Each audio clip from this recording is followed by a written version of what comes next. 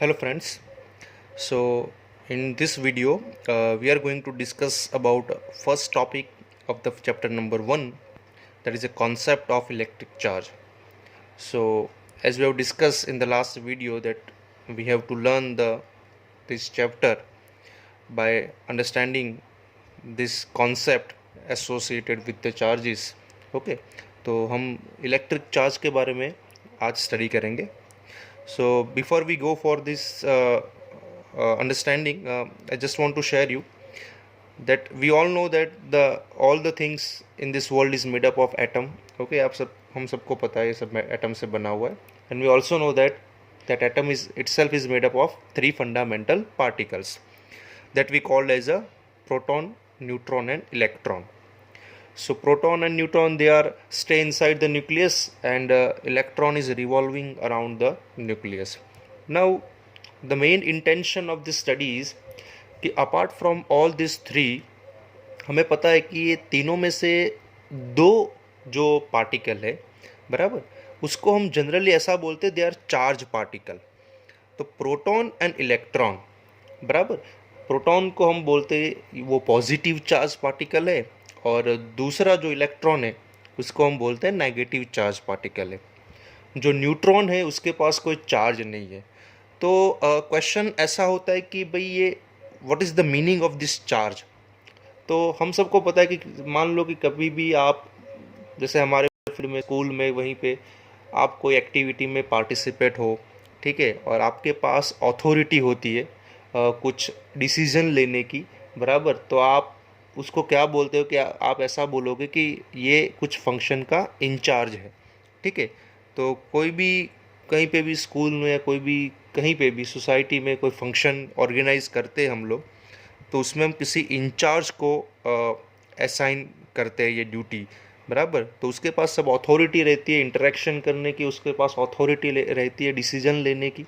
ठीक है, तो बाकी सभी पब्लिक से हटकर उसके पास एक एक्स्ट्रा पावर रहता है बराबर, जिसके थ्रू वो डिसीजन ले सकता है, जिसके थ्रू वो फंक्शन ऑर्गेनाइज कर सकता है, कुछ इंटरेक्ट कर सकता है.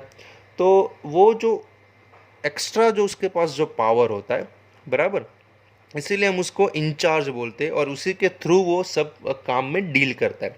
तो उसी तरह से बहुत सारे पार्टिकल्स अवेलेबल होते हैं वर्ल्ड में, बहुत सारे पार्टिकल्स है, लेकिन कुछ पार्टिकलों के पास कुछ एक्स्ट्रा एक पावर है, और उस पावर को, उस एक्स्ट्रा प्रॉपर्टी को हम चार्ज बोलते हैं. तो they are not particle, but for us they are a charge particle.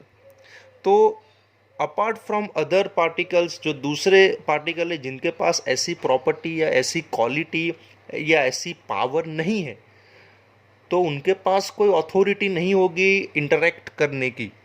Okay, तो जिनके पास चार्ज होता है they have authority, they have like you can say that one extra power, one extra energy बराबर. Energy is not a proper word, but they have one that identity कि जिसके through वो दूसरे उनके जैसे पार्टिकलों के साथ इंटरेक्शन कर सकते हैं. तो इसीलिए हम उनको बोलते हैं इलेक्ट्रिक चार्ज. हम उसको नॉर्मल पार्टिकल नहीं बोलते, हम उसको चार्ज पार्टिकल बोलते हैं. और ये चार्ज पार्टिकल, ये जो चार्ज होता है, वो चार्ज उनके पास उनका एक इंट्रिंसिक प्रॉपर्टी बोला जाता है. तो जो हमारा पहला पॉइंट जो मैंने यहाँ पे लिखा हुआ है वो है कि electric charge is an intrinsic properties of the elementary particle like electron, proton etcetera. तो इलेक्ट्रिक चार्ज बेसिकली क्या है, तो it is a one property which we called as intrinsic property. Intrinsic property मतलब जो आप उससे कभी अलग नहीं कर सकते. ठीक है, it is like a by born property. ठीक है, तो उसके पास एक नेचुरल एक सुपर पावर है उसके पास, आप ऐसा बोल सकते हो कि उसके पास एक सुपर पावर है जिसके थ्रू वो बहुत सारे टास्क फुलफिल कर पाएगा. ठीक है, so that's we call as a electric charge. Okay, so electron and proton इसी कैटेगरी में आते हैं. न्यूट्रॉन के पास कोई चार्ज नहीं है, इसलिए हम उसको चार्जलेस पार्टिकल बोलते हैं. ठीक है, तो वो हमारे स्टडी में यहाँ पे इतना इम्पोर्टेंट वो रोल प्ले करेगा नहीं. But out of this three, जो इलेक्ट्रॉन एंड प्रोटॉन है वो चार्ज पार्टिकल है, उनके पास ये सुपर पावर है इंटरेक्शन करने की, उनके पास ये प्रॉपर्टी है। तो उसके बेसिस पे हमें पूरी स्टडी या उनका जो बिहेवियर होगा, वो जो चार्ज पार्टिकल है उनका जो बिहेवियर होगा, उसको हम स्टडी करने वाले हैं। नेक्स्ट पॉइंट मैंने यहाँ पे ये मेंशन किया हुआ है कि because of this property various object exert a strong electric force of attraction और रिपल्शन ऑन ईच अदर। तो ये क्या करता है, जैसे मैंने आपको अभी एग्जांपल दिया कि भाई जो फंक्शन का इंचार्ज होता है, वो फंक्शन का इंचार्ज उसके पास एक डिसीजन पावर होता है इंटरेक्शन करने का, ठीक है, उनके पास अथॉरिटी होती है, और किसी के पास नहीं होगी ये अथॉरिटी, लेकिन जो इंचार्ज होगा उसके पास अथॉरिटी होगी कुछ करने की या कुछ डिसीजन लेने की या इंटरेक्शन करने की, ठीक है। तो इसी तरह से ये जो चार्ज पार्टिकल्स होते हैं, वो चार्ज पार्टिकल के पास because of this property, okay, charge itself is a property, but because of this property वो दूसरे ऑब्जेक्ट के साथ वो स्ट्रॉन्ग अट्रैक्शन या फिर स्ट्रॉन्ग रिपल्शन फोर्स वहाँ पे जनरेट कर सकते हैं, या स्ट्रॉन्ग अट्रैक्शन और रिपल्शन फोर्स के थ्रू वहाँ पे इंटरेक्शन कर सकते हैं। ब्रीफ डेफिनेशन यहाँ पे लिखी है कि it is an intrinsic property of elementary particle of matter which give rise to electric force between objects, ठीक है। तो ये जो अभी मैंने आपको जो बात बताई वही कि वो because it is A intrinsic property, तो चार्ज क्या होता है, the charge is nothing but the intrinsic property.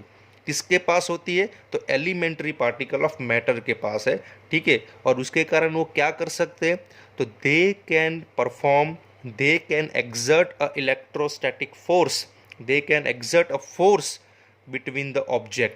तो उसके थ्रू वो चार्ज के थ्रू वो एक दूसरे के ऊपर फोर्सेस लगा सकते हैं, ओके।